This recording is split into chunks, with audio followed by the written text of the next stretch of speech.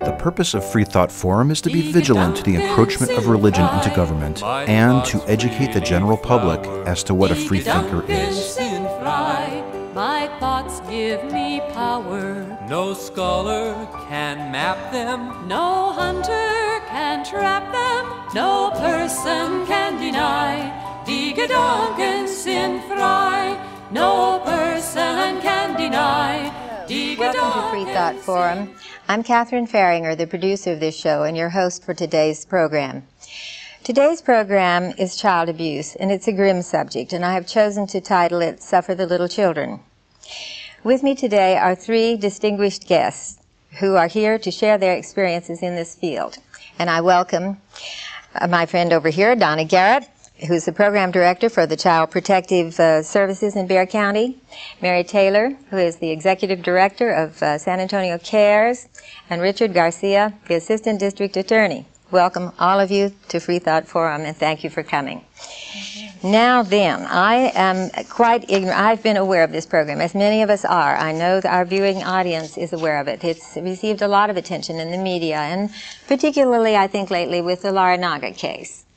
What we are unaware of, I'm afraid, is that for every one of these tremendously exciting media stories that really makes the news, there are many, many that are never come to our attention. So I would today like to find out a little bit about the proportion, and if that is still only the top of the tip of the iceberg, which one of you could speak to that?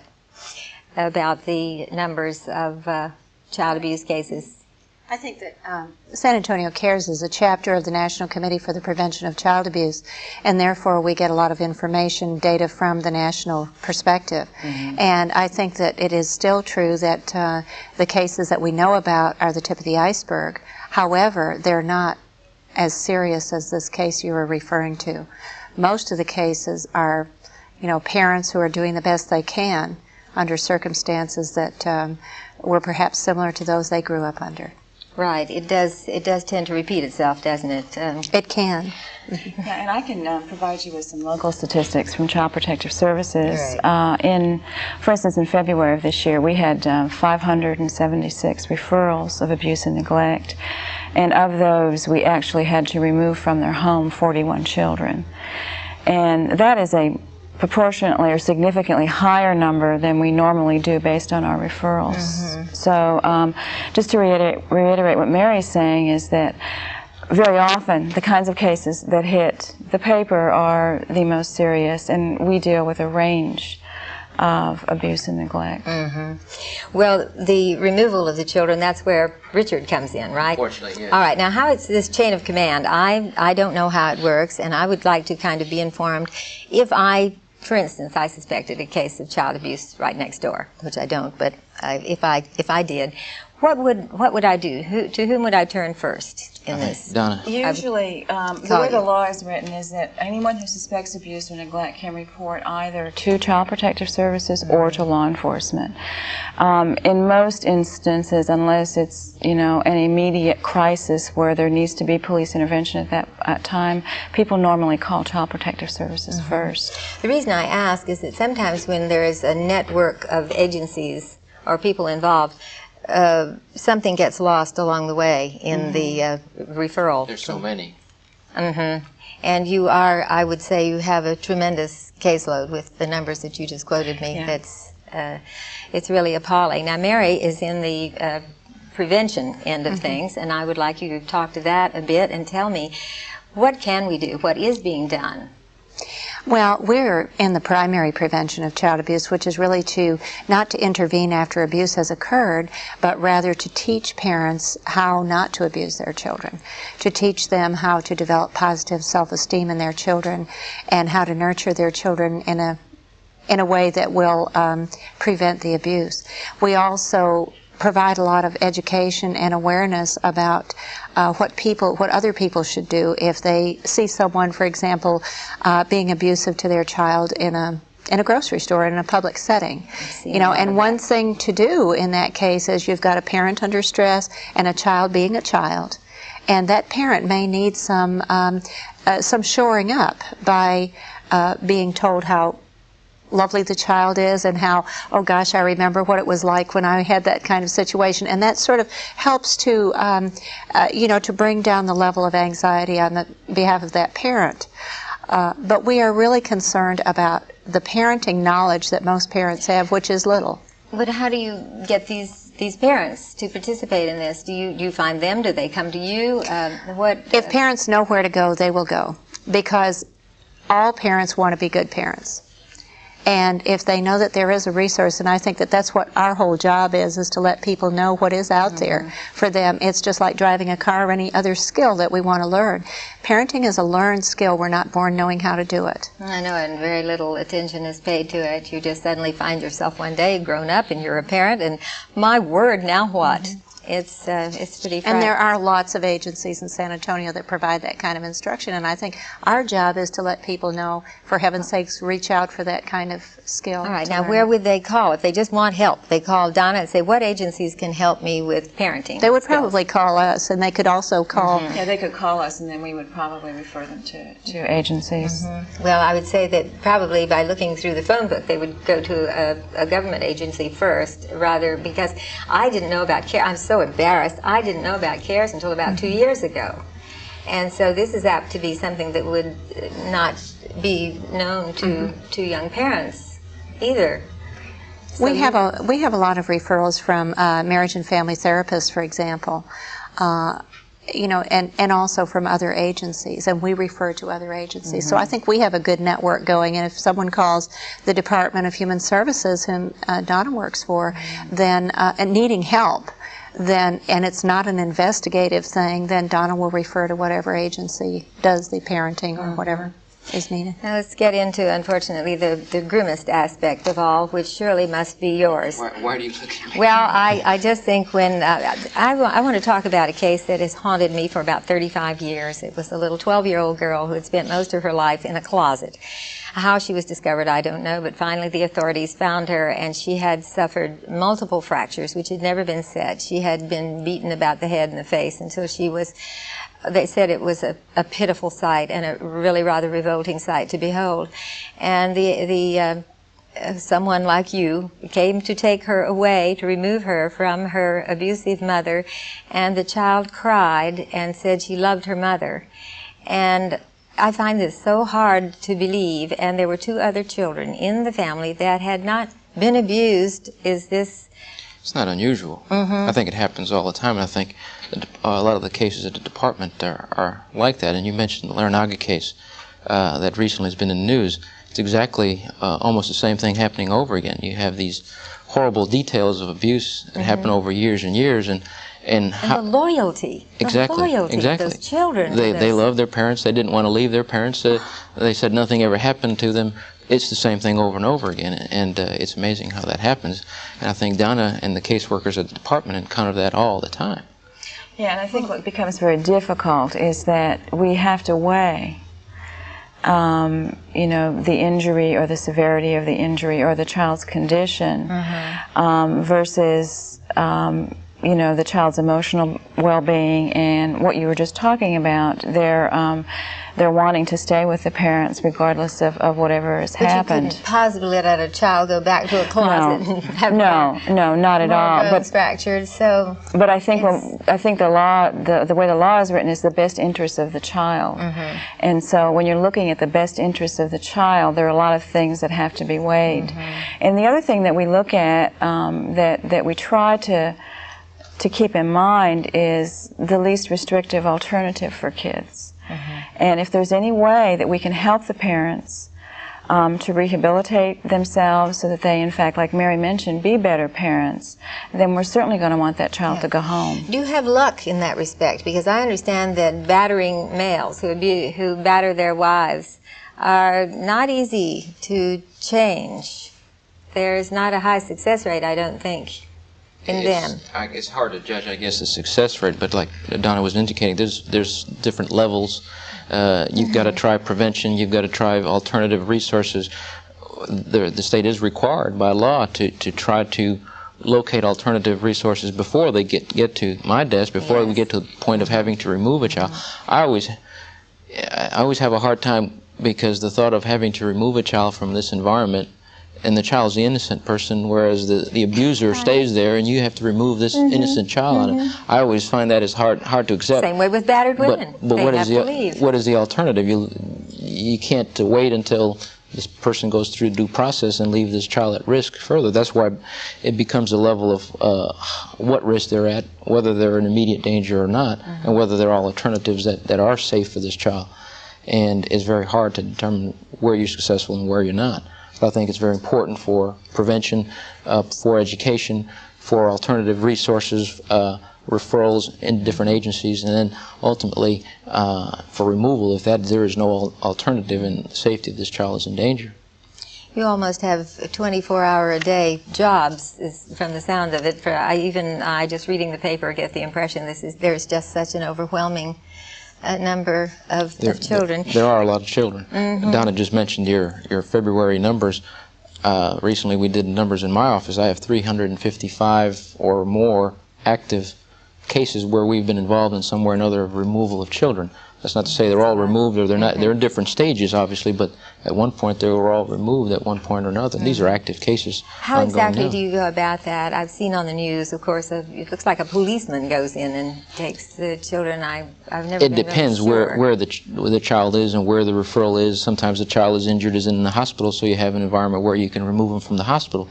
Other times, when there are other siblings that you also remove because they're at risk, then you do have to have an officer go in and forcibly, if necessary, remove the child from the home. Other times you have the child who has bruise marks or shows overt abuse at school, and you're able to remove this child or execute the removal at the school premises or other places where you don't have to go in the home. So it depends where the child is found. That would be difficult. I suppose it would be Donna who could answer the question, is how do most cases of child abuse come to your attention?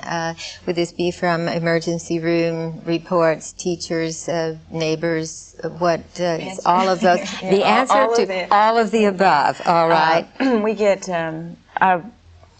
most of our referrals, most of our, in quotes, serious referrals, I guess, are coming in from medical personnel and law enforcement, but we still get a lot from teachers. Surprisingly, we get a high number from family members. They squeal on each other now. Yeah. We get very few anonymous reports. The law does allow for people to remain anonymous. Yes.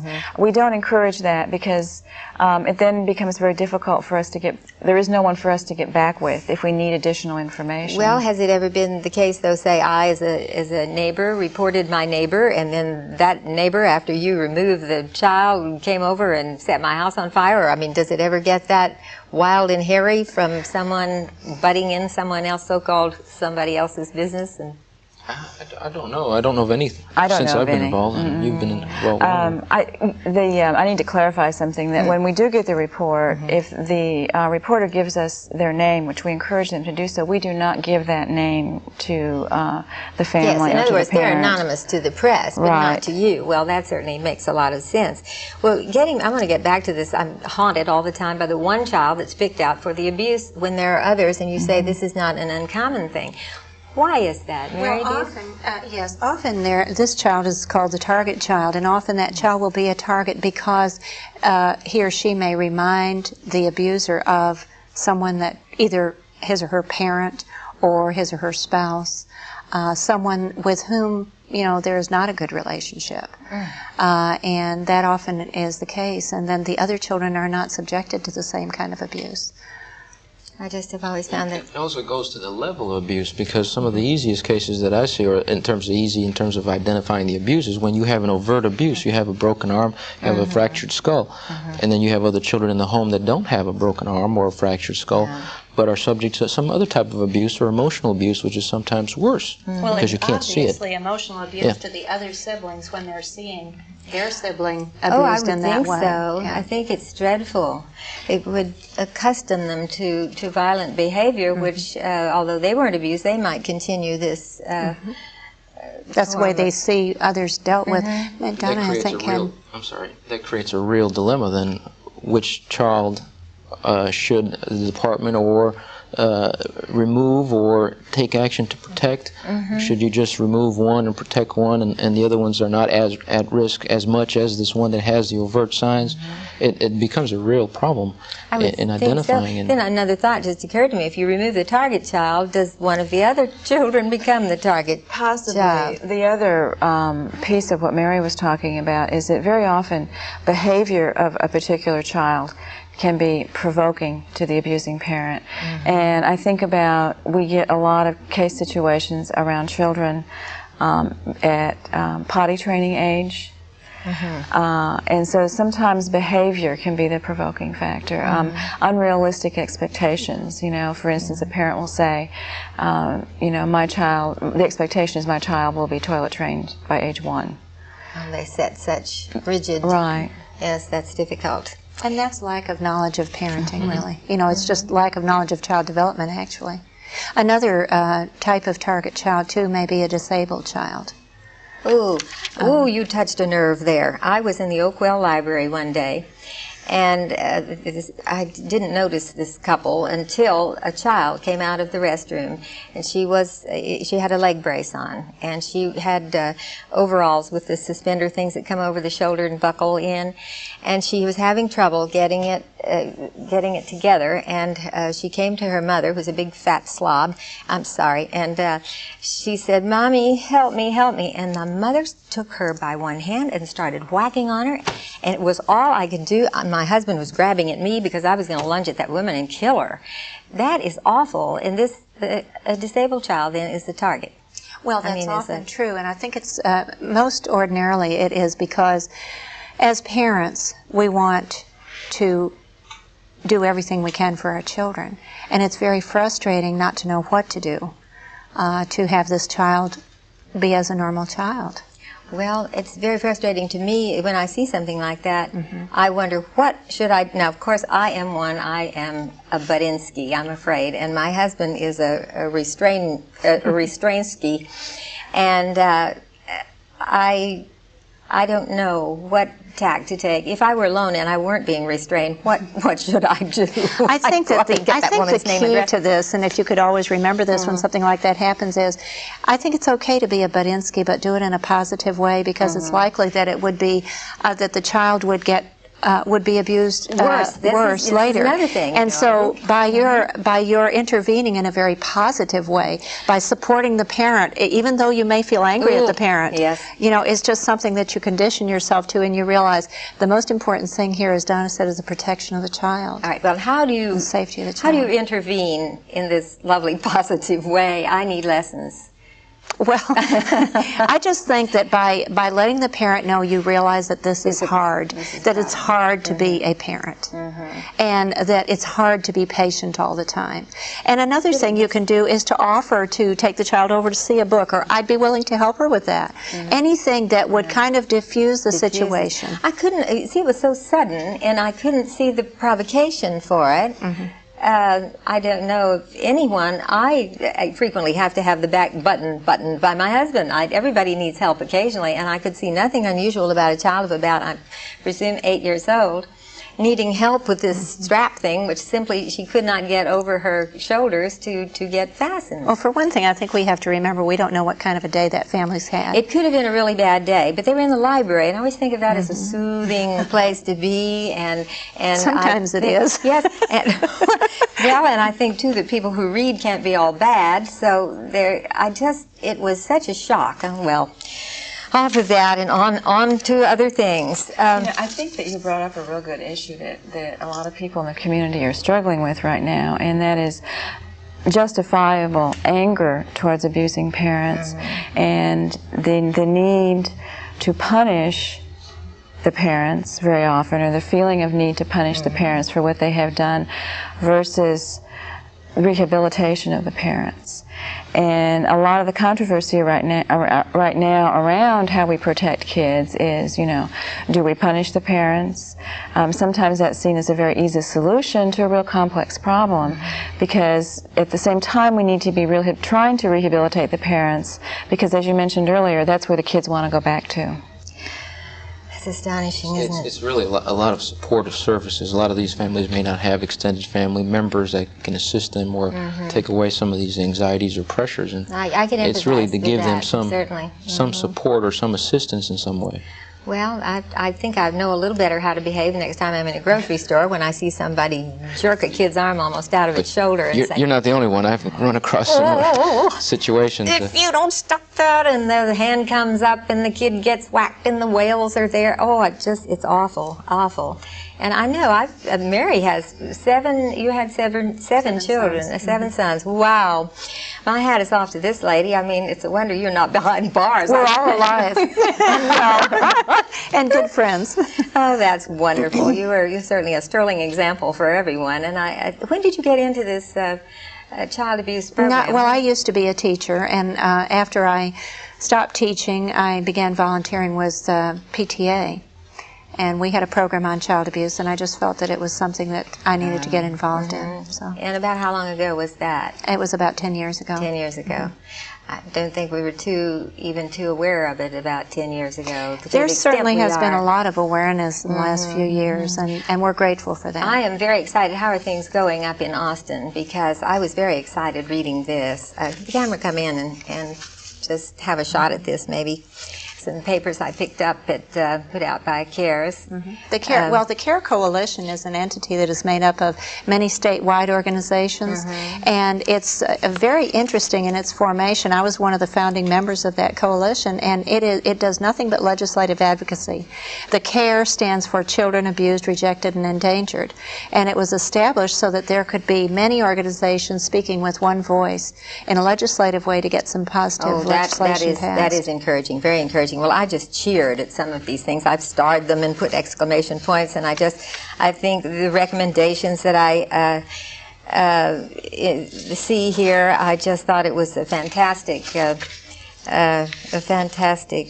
piece of literature here on child abuse. I wanted to touch on a couple of things in here. This impact, current research indicates that helping abusive families to develop communication, problem-solving, decision-making, and stress management skills is lowering recidivism rates and is reducing out-of-home placements for children. I think that's so important. Communication in everything. The last program we talked about medicine and the lack of communication between doctors and patients. And so here we have it again. Communication, always. We're the only animal who can speak, and yet we communicate very badly at times, I'm afraid.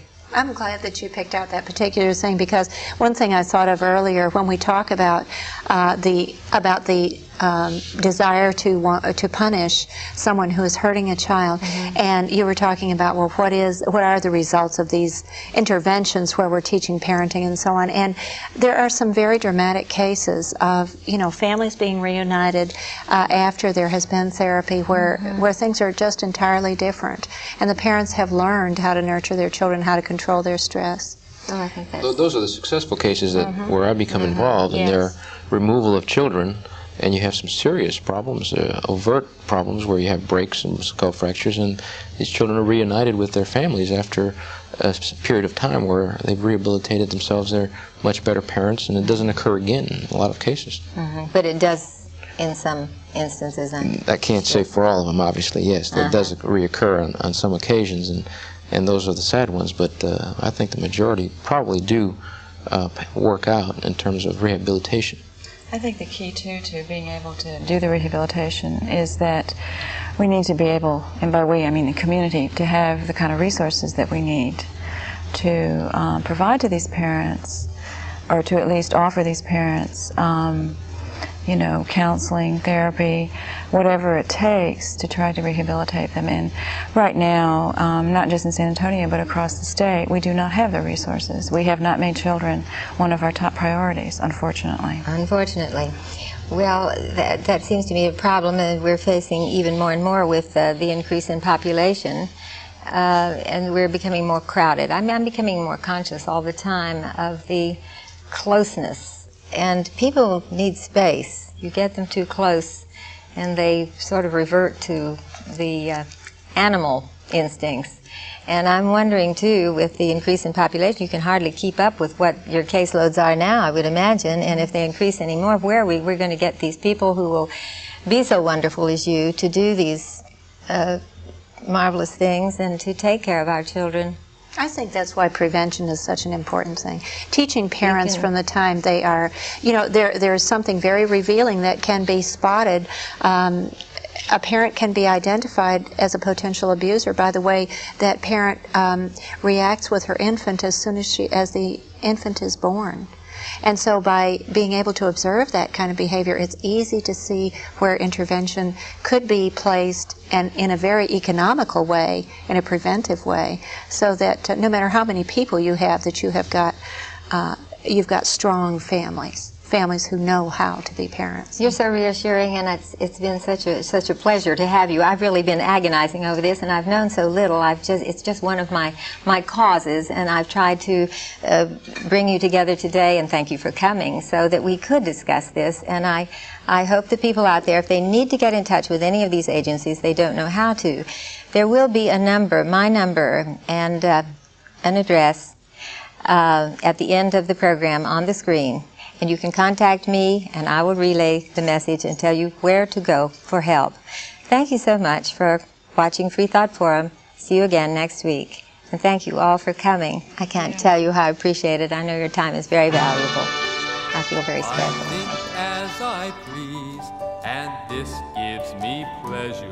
My conscience decrees, this right I must treasure. My thoughts will not cater to duke or dictator.